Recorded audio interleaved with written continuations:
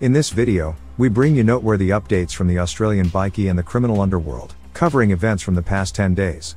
These updates spotlight high-ranking bikies and crime figures whose stories often slip under the radar of mainstream media coverage.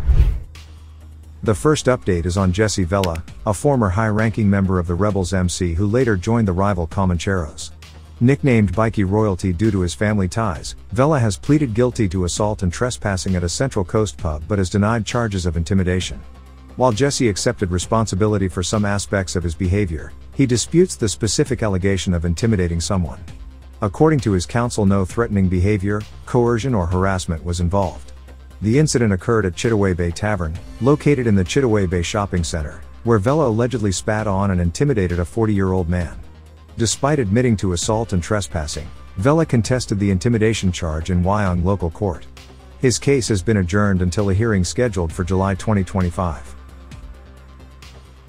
The second update is from Parramatta local court and is about Trent Jesy, an associate of the Alameddine crime clan, who was sentenced for driving illegally after his license application was refused.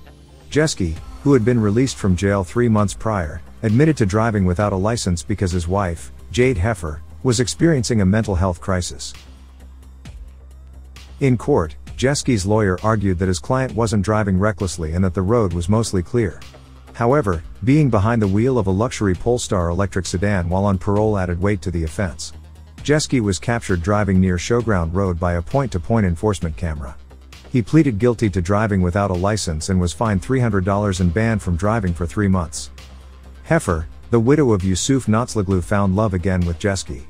The couple tied the knot in an Islamic ceremony shortly after Jesy's release from prison that summer. Jesy's case highlighted his troubled past, including previous convictions and connections to criminal activities. For a change, Jesy was seen in a suit, unlike in the last video where he was filmed handcuffed and wearing just his underwear. The next update is on Ali Unes, also known as A Huncho, an alleged senior figure in the Alameddine crime clan and a rapper, who is currently out on $1.8 million bail following kidnapping allegations. Despite the serious charges, Unes has been active on social media, releasing new music and poking his rivals. The 27-year-old was granted bail after his manager and his mother fronted up with the necessary security. Unes used his social media platforms to hint at the ongoing tensions and changes since his release, with references to his rivals and his recent bail status. The case has drawn considerable attention, particularly with Unes' high-profile connections and previous legal issues, including a reported altercation with another rapper in the prison.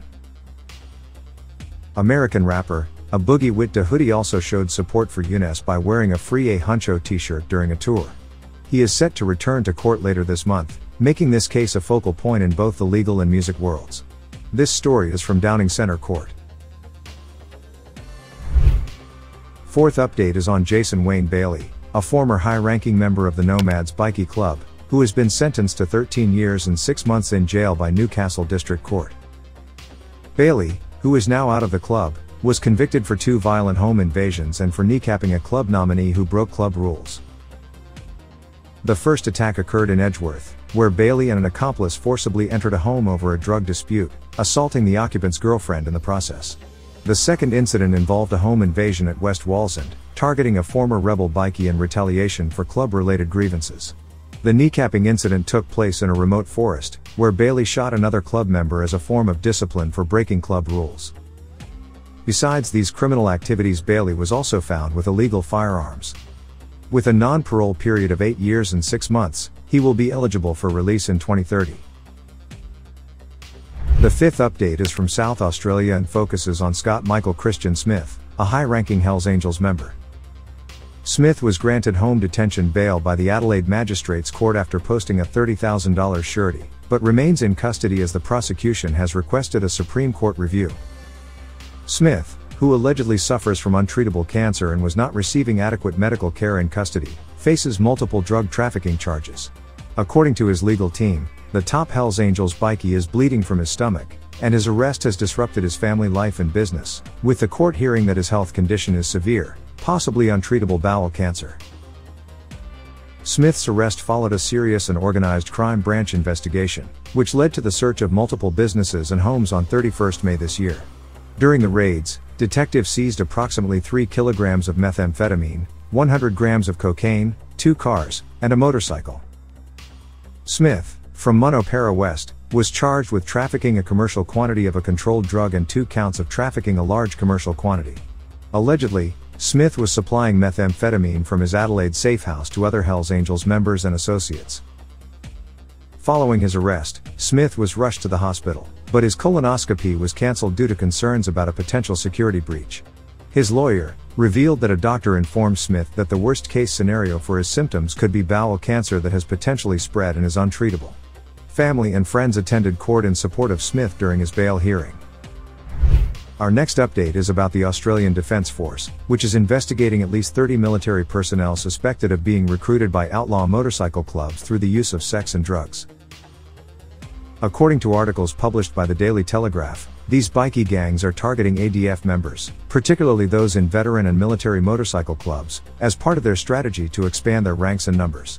The ADF's Joint Military Police Force is conducting a covert operation, dubbed Operation Decibel, to detect and prevent these associations, which are considered a national security threat due to the military training and access to resources that these personnel possess. The investigation involves personnel from various Australian states, with some already linked to notorious bikie clubs like the Rebels, Nomads, Mongols, and Outlaws. Our final update is a plot twist straight out of a crime comedy. A routine traffic stop in Perth turned into something out of a heist movie when police pulled over a black Chevrolet Silverado and found more than just the usual speeding ticket material. The officers, likely expecting a boring shift, hit the jackpot by discovering an extendable baton and a casual $4,000 chilling in the driver's side door. But the real surprise came when they searched 2 properties and uncovered $400,000 stashed inside a Daytona arcade game console. Because apparently, when you're out of room in your piggy bank, why not go retro? Along with the cash, they also found a bulletproof vest, 2 handguns, and enough ammunition to start a small war, or at least a very intense arcade game. The 39-year-old Rebels Bikie Club member was hit with several charges including possessing unlicensed firearms and receiving proceeds of crime.